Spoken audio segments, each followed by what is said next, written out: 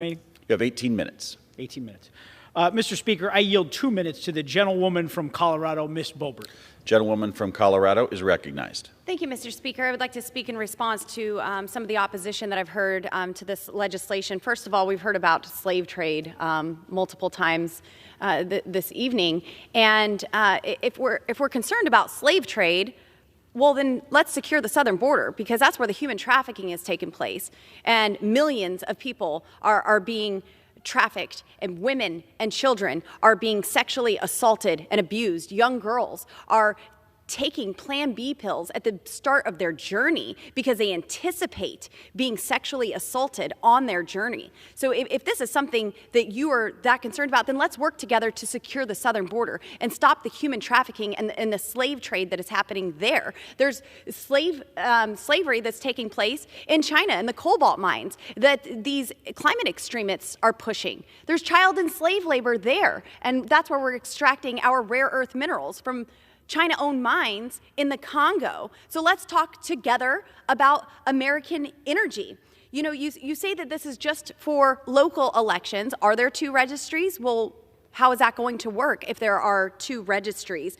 But I don't think it's going to stop there because every time we give in and give an inch, well, they take 7 miles.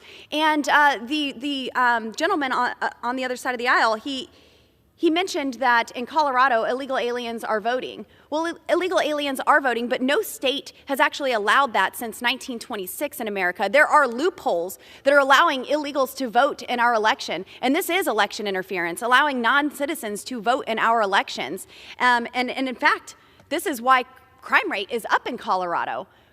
We are encouraging illegal aliens to come to Colorado. We are #1 in the nation for bank robberies, #1 in the nation for auto thefts, #2 in the nation for fentanyl poisoning. We have a Department of New Americans. And if you go to the Colorado State website, it says, well, what is a new American? A new American is a Coloradan. May I have another minute? I yield 1 minute. Gentlewoman from Colorado is recognized. Thank you. What is a new American? A new American is a Coloradan, an immigrant seeking asylum, a refugee, asylee, a DACA recipient, an SIV holder, and all other forms of immigrants seeking safety, opportunity, reunification of family, chain migration being encouraged in my state where non-citizens are voting and making a difference in our elections. Now, if there's a better way to do so, then let's let the D.C. County reevaluate this. That's why we're sending it back to them.